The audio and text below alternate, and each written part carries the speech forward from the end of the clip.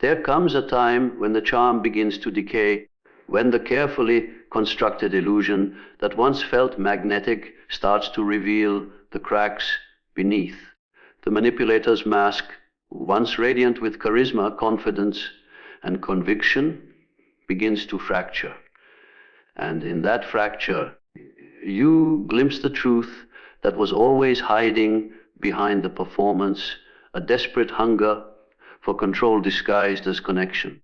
Every manipulator begins their game not with cruelty, but with allure.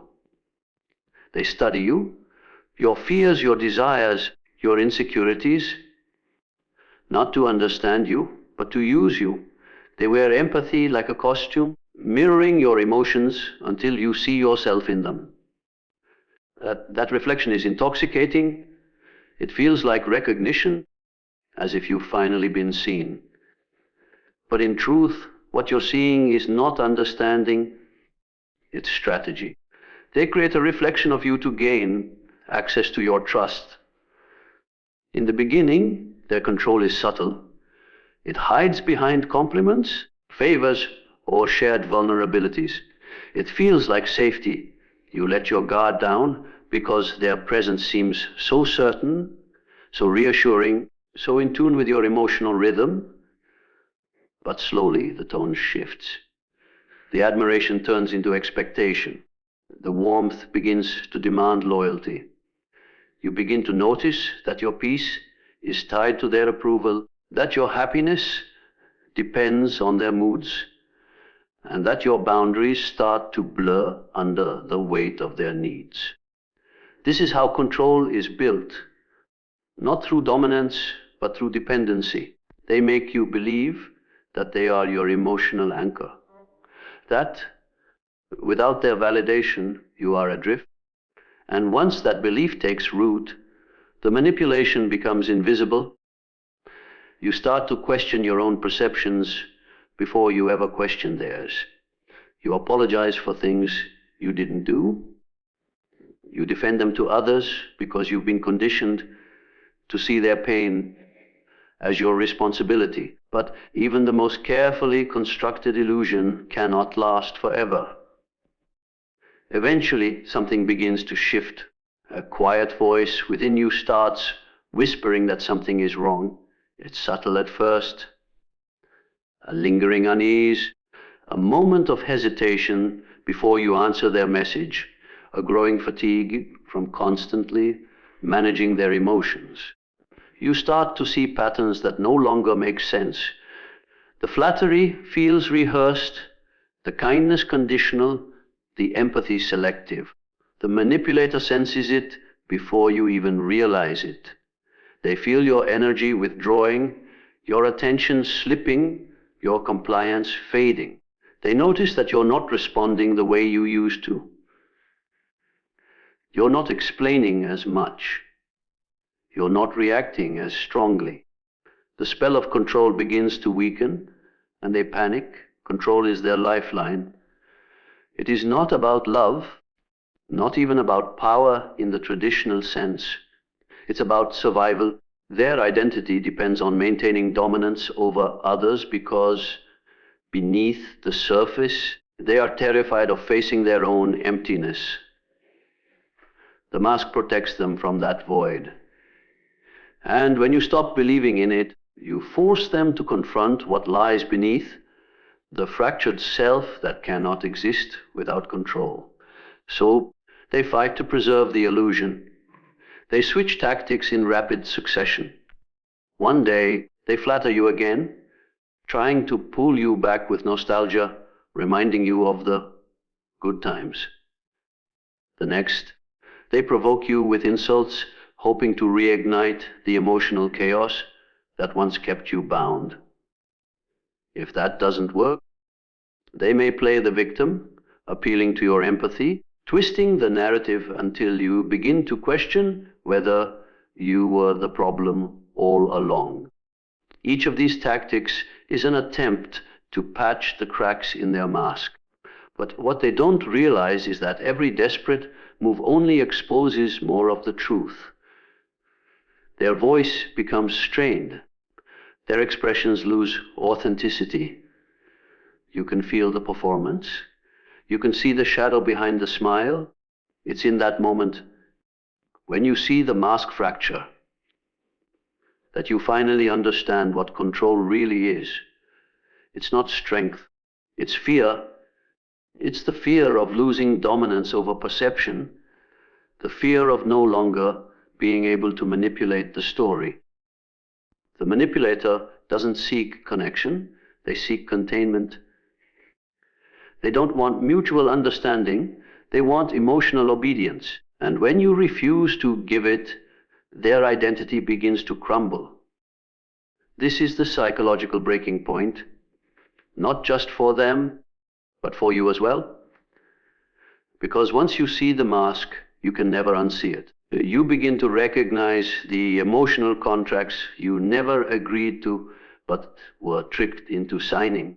You notice the ways you've silenced your truth just to preserve their comfort. You see how much energy you've spent trying to earn peace from someone who profits from your confusion. That realization doesn't come without pain.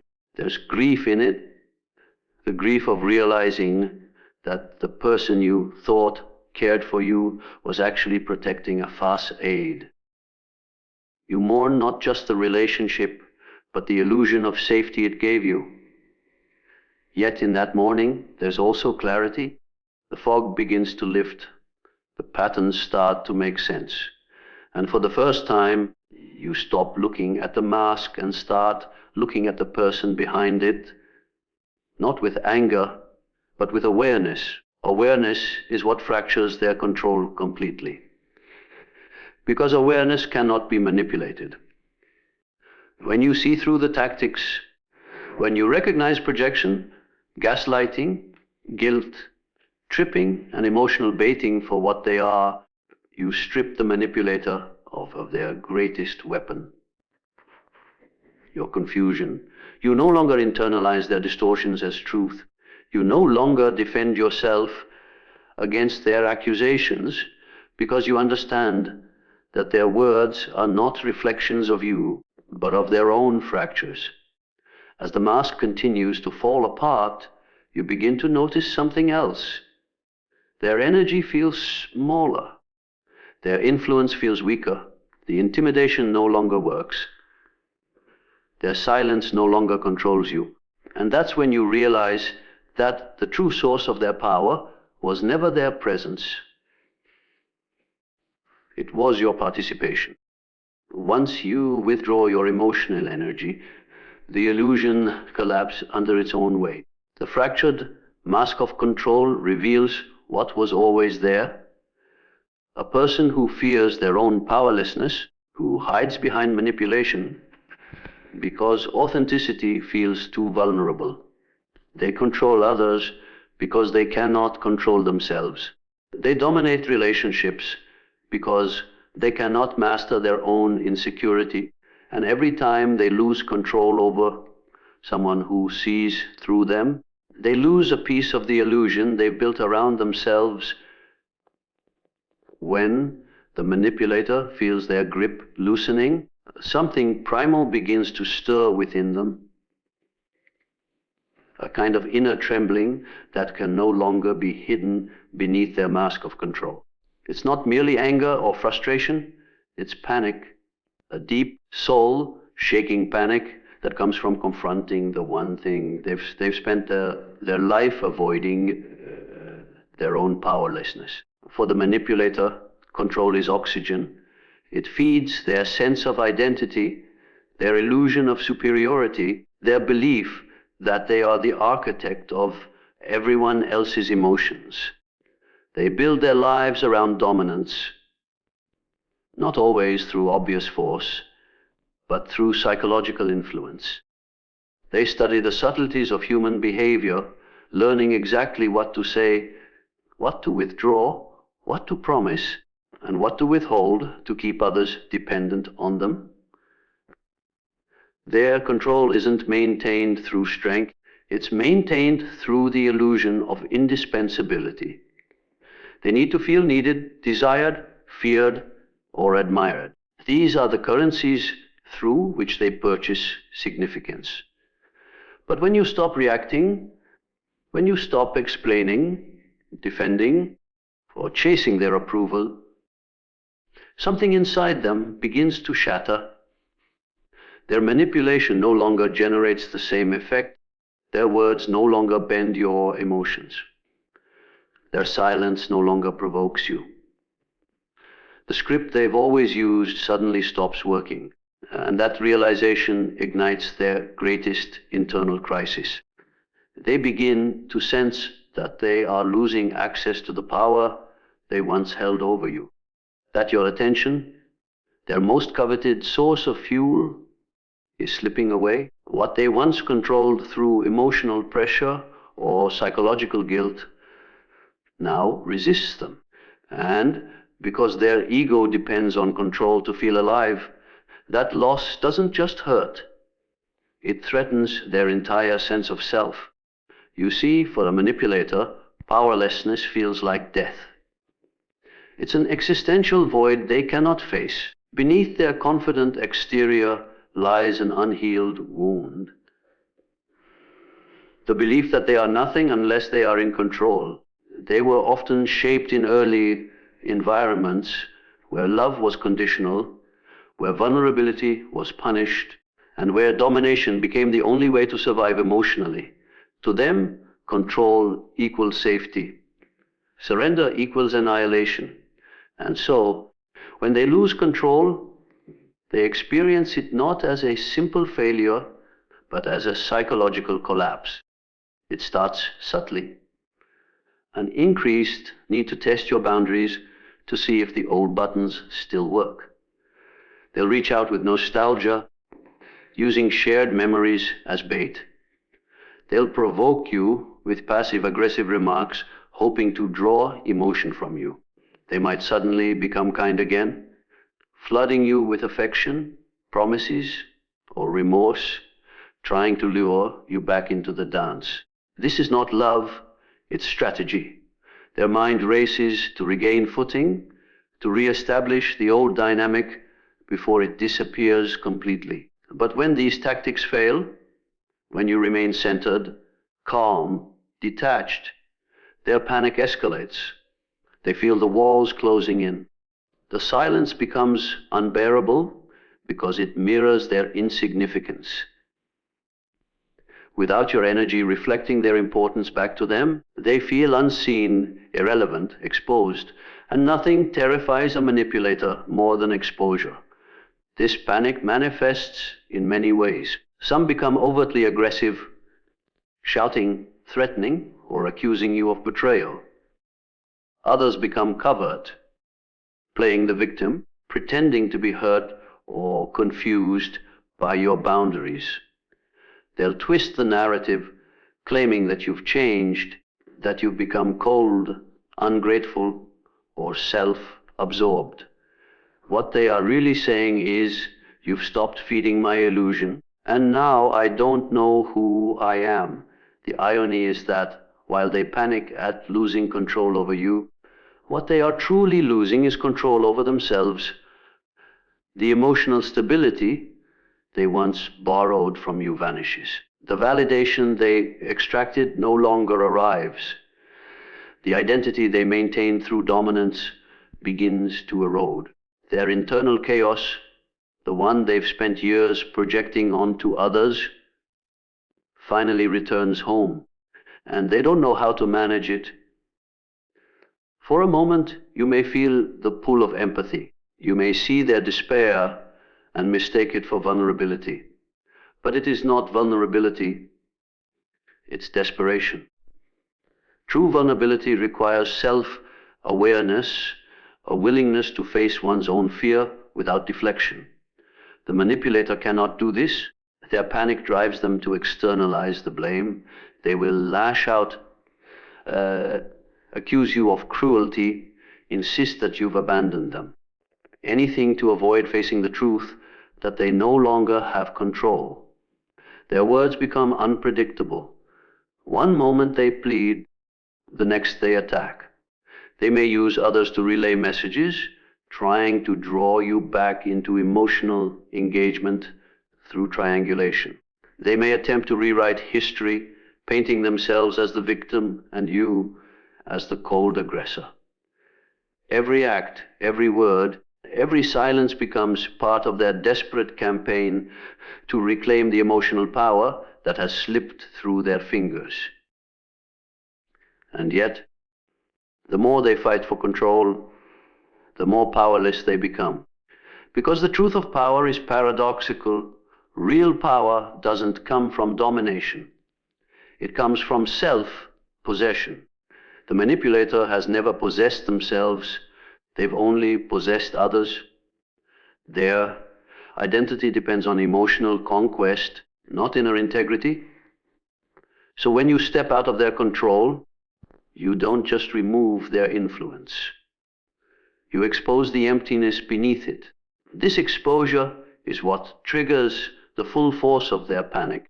They are forced to confront what they have always avoided, that their control was never real, only borrowed from the compliance of others. And now that you've withdrawn your consent, their false power dissolves. They realize they were never as strong as they believed. They were only sustained by the emotional energy of those who believed their performance. The manipulator's panic is a mirror of their hidden truth. It reveals the fragility behind their arrogance, the dependency behind their dominance, the fear behind their confidence. They cannot stand in stillness because stillness reveals how much of their strength was an illusion. They cannot face silence because silence echoes their own emptiness. And so they thrash, they scheme, they plead, they provoke. Anything to avoid the stillness that confronts them with who they truly are. The panic of powerlessness is not about losing control over you. It's about losing the illusion of control over themselves. Because once that illusion cracks, once they realize their power depends on someone else's participation, they begin to feel the one emotion they cannot manipulate, deny, or escape. When a manipulator realizes they can no longer control you, they do not simply walk away. They evolve their tactics into something darker, more desperate, more performative. What begins as subtle emotional pressure transforms into a full psychological drama, their final act. This is the stage where their charm fades, their strategies intensify, and their obsession with narrative control takes center stage. It's not about winning you back anymore. It's about rewriting the story so that they never appear to have lost. Manipulators survive through perception. They construct entire realities built on how others see them. Noble, misunderstood, intelligent, compassionate, even victimized. These are not just traits they want others to believe in. These are masks that preserve their ego. When you see through those masks, you threaten their most sacred illusion, that they are always right, always good, always in control. So when you break free, they don't seek reconciliation.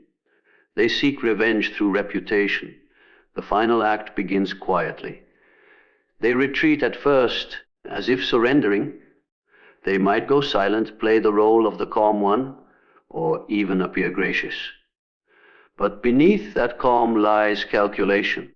They are watching you, observing your reactions, waiting for emotional weakness to appear. To them, the silence is strategic, a pause before the next move. Because if they can no longer control your behavior, they will try to control the narrative about you. And they will begin doing so by turning your reality inside out. They start by shifting their role. The abuser becomes the victim. The deceiver becomes the betrayed. They carefully craft a story that makes them appear wounded and misunderstood, while subtly positioning you as unstable, selfish, or cruel. They know that truth doesn't matter as much as perception, and they manipulate perception like an artist manipulates light and shadow. They'll tell half-truths, omit context, and lace lies with fragments of honesty to make them believable. They are masters of implication. They rarely accuse you outright. Instead, they seed doubt.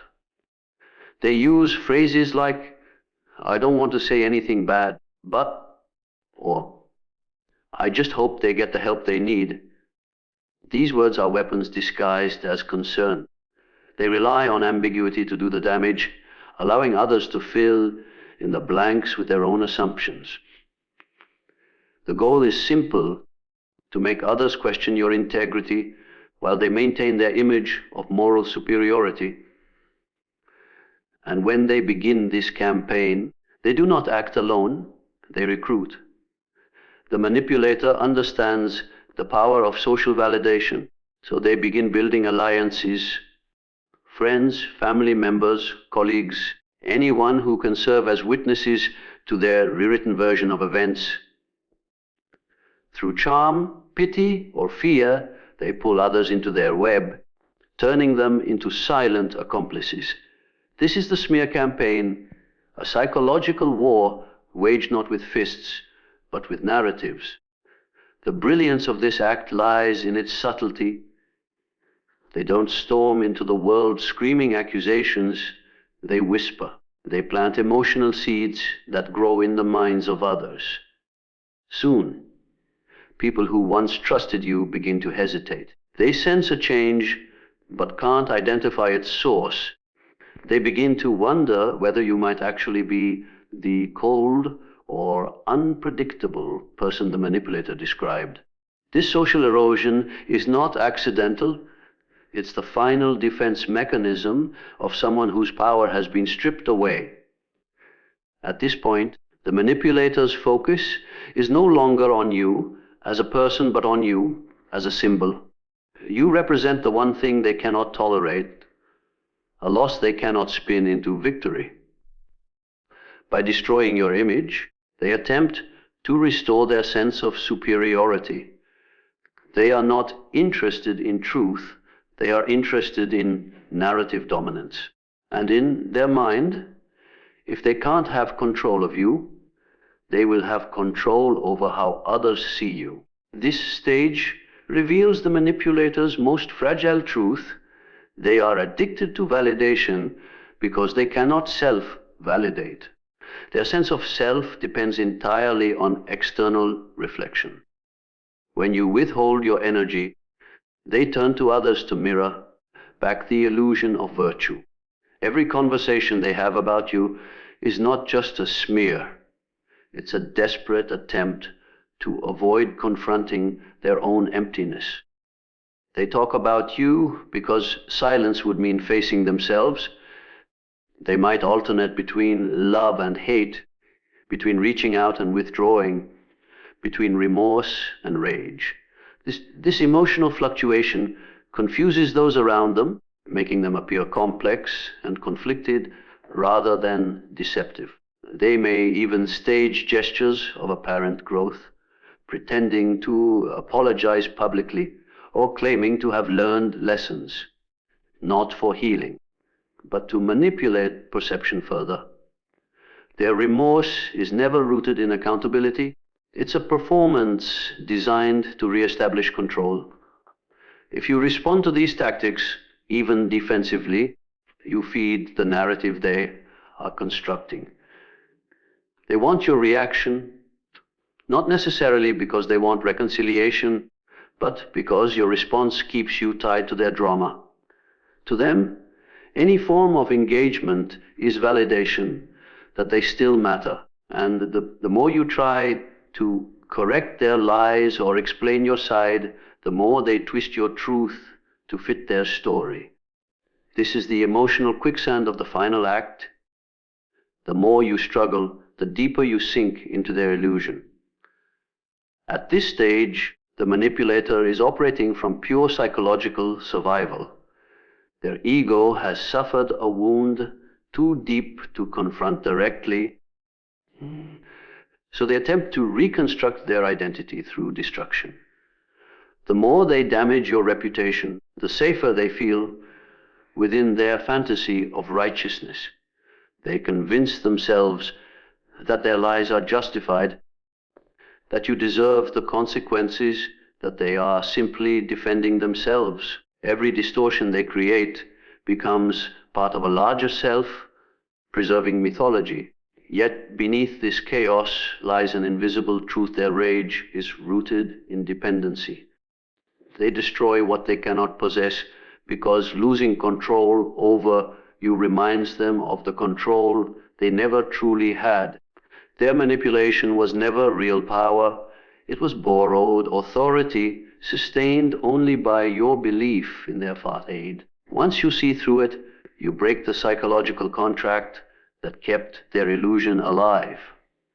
And so, in this final act, they attempt to resurrect that illusion by controlling everything, but the one thing they can't, your awareness.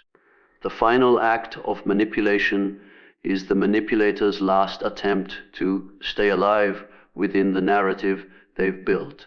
It is an act of fear disguised as dominance, of desperation disguised as strength, of illusion disguised as truth.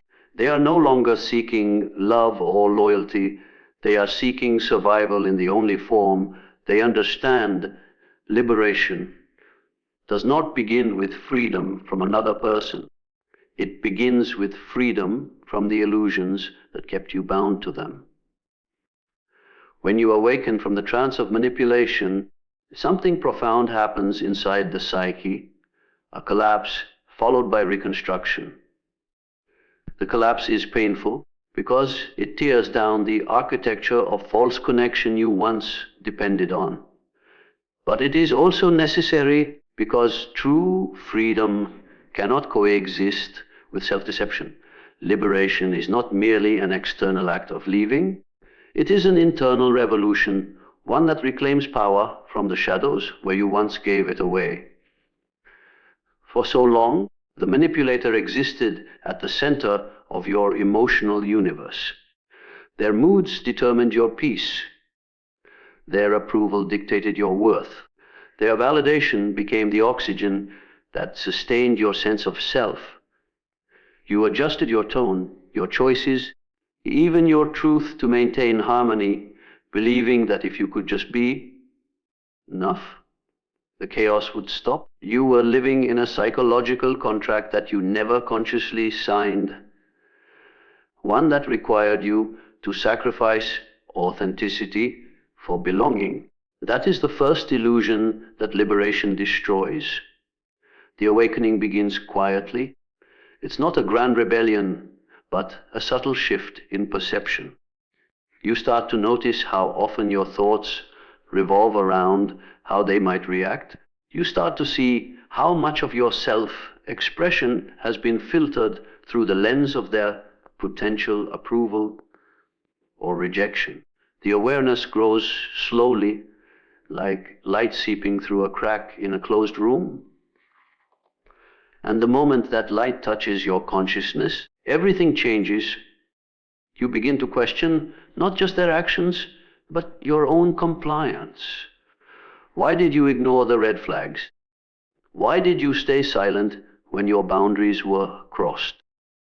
Why did you continue trying to prove your worth to someone who thrived on making you doubt it? This questioning is not self-blame, it's self-inquiry. It's the point where the psyche begins to reclaim its lost fragments.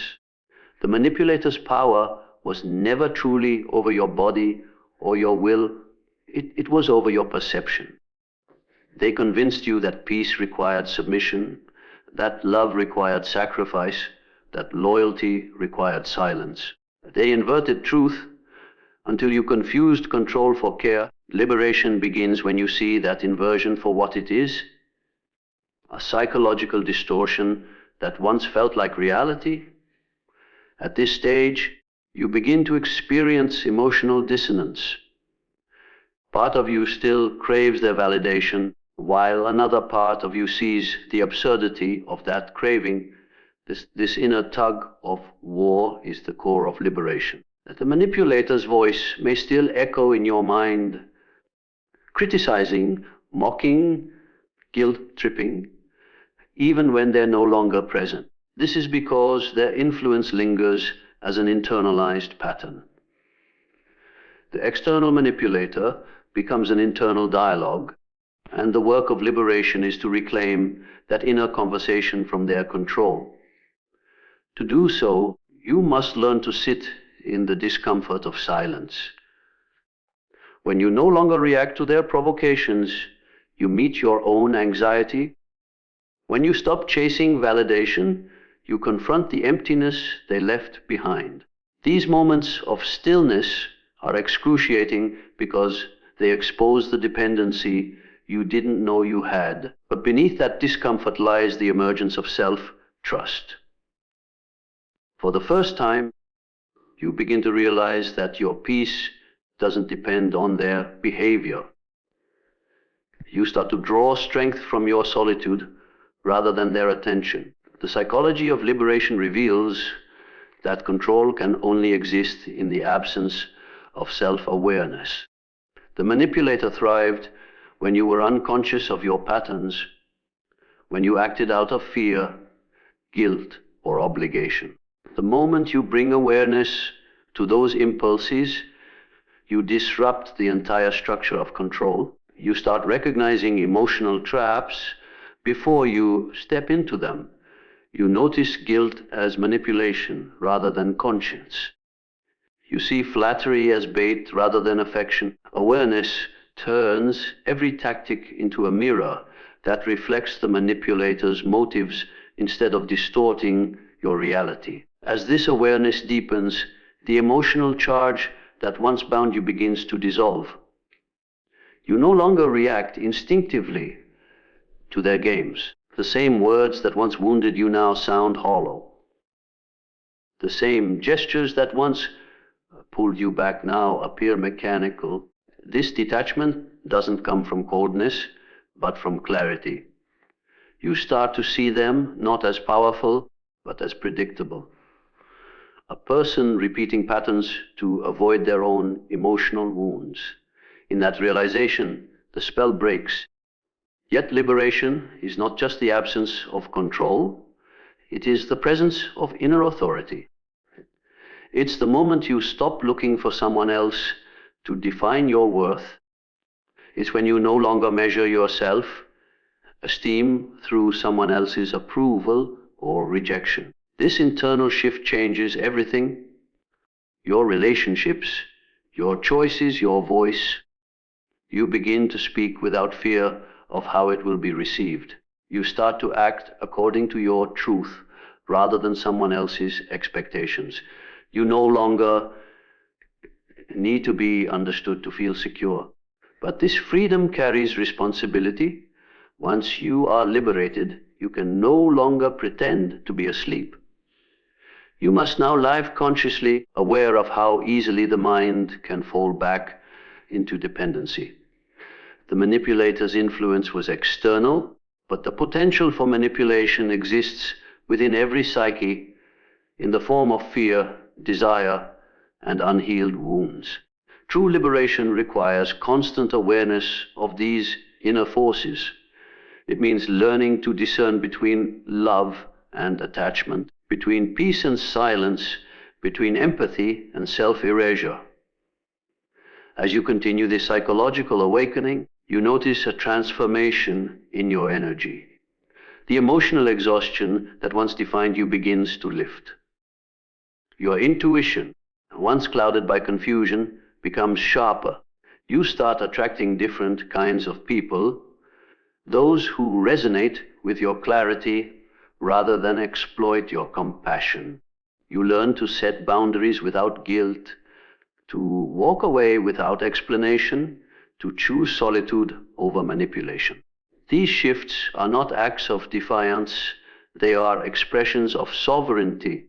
The psychology of liberation is not a single moment of awakening, but a gradual integration of truth. It is the process of reuniting with your authentic self, the one that existed before fear, before control, before distortion.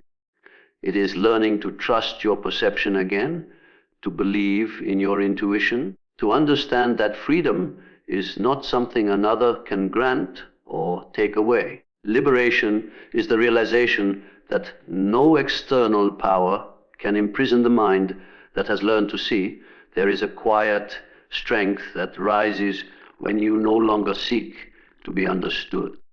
When you no longer chase explanations from those who thrive on confusion, when you stop fighting for peace in a battlefield built by manipulation. This strength is called detachment, not coldness, not indifference, but the sacred clarity that comes from seeing everything as it truly is, without emotional distortion. Detachment is not the absence of feeling, it is the mastery of it. It is the ability to stand in the storm and remain centered, to witness chaos without being consumed by it, to observe the performance of control without giving it your participation.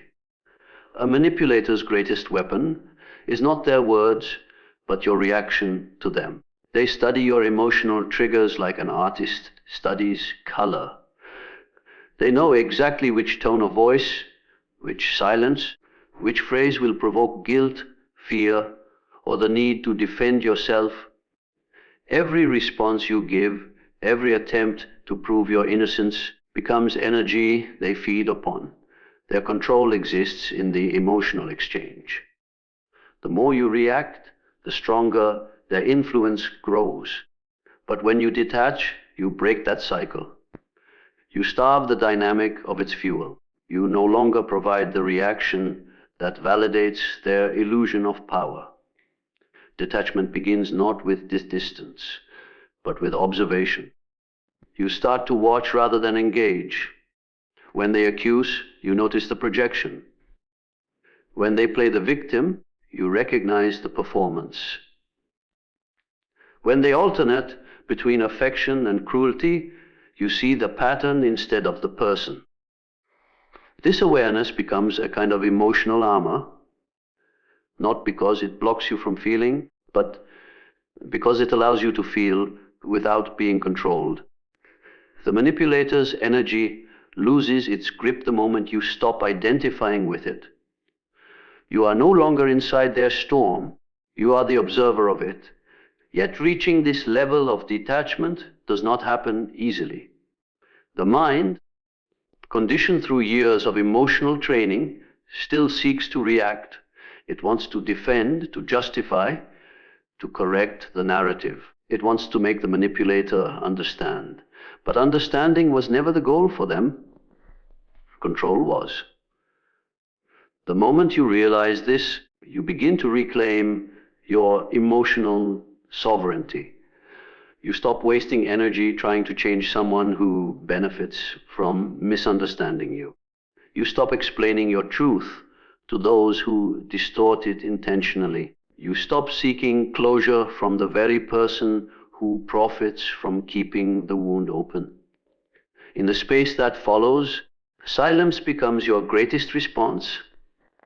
You no longer argue, because arguments are battlegrounds designed to drain you. You no longer beg to be seen, because you understand that blindness is their choice. You no longer try to heal them, because you see that their wounds are weapons, not vulnerabilities. Detachment is not running away. It is standing still and refusing to play a game that was never meant to be fair. It is the refusal to negotiate with distortion. Emotionally, this shift feels like withdrawal. Your nervous system, once addicted to the highs and lows of chaos, begins to crave stillness. At first, the stillness feels empty, even painful. There's a hollowness where the emotional intensity once lived. This is where many fall back into the manipulator's orbit, mistaking peace for loneliness. But if you sit with that emptiness long enough, it transforms. You begin to see that what felt like emptiness is actually spaciousness, room for clarity, room for peace, room for your own energy to return to you. This is where the real transformation begins. You start to realize how much of your emotional life was spent in reaction. You see how your sense of self was constantly mirrored through the manipulator's moods. Detachment severs that link. You begin to define yourself through your own perception rather than through the distorted lens of someone else's control. Every time you refuse to react, you strengthen this inner stability. Every time you choose silence over defense, you build emotional discipline. Every time you walk away from provocation without anger, you reclaim your personal power. The manipulator will sense this shift immediately. They will test it, pushing harder to provoke emotion, to pull you back into the old dynamic. They may suddenly appear remorseful, nostalgic, even kind. But detachment allows you to see through the disguise. You recognize that their kindness is not compassion, it's strategy. You no longer get lost in the illusion of change because you now perceive the cycle beneath it. The bait no longer works when you stop needing the hook. Detachment also dismantles projection. When you stop absorbing the manipulator's emotions, you begin to see how much of what they accused you of was never yours to carry. Their anger, their insecurities, their sense of inferiority, all of it was projected onto you to maintain their superiority. But once you detach, you stop internalizing those projections. You see them return to their rightful source.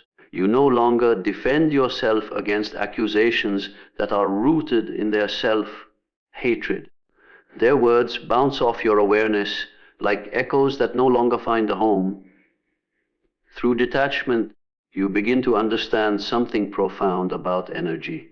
You realize that manipulation cannot survive in neutrality. It thrives only in reaction, in emotional chaos, in the exchange of fear and guilt. When you stop reacting, you don't just protect yourself, you expose the manipulator's weakness. They can no longer provoke emotion, and without emotional fuel, their mask starts to crumble. Detachment shines light on their tactics, making their darkness visible even to others. Their words lose weight because your energy no longer validates them. Psychologically, detachment is the reintegration of power. It is the reclaiming of the self from the grip of external influence. It is learning to feel without surrendering control of your feelings. It is being present in conflict without losing inner peace. It is not suppression, it is transcendence, the movement beyond the level at which manipulation operates. It's when you realize that control only works on those who need something from the controller. When your validation no longer depends on their approval, their power dissolves. And so detachment becomes both shield and liberation. It allows you to navigate toxic dynamics without being consumed by them. It teaches you that you can witness deceit without absorbing it, encounter hostility without responding in kind, and walk away without explanation. The power of detachment lies not in what it removes, but in what it restores: your calm, your clarity, your ability to see truth without distortion, your freedom to exist without being emotionally owned by another.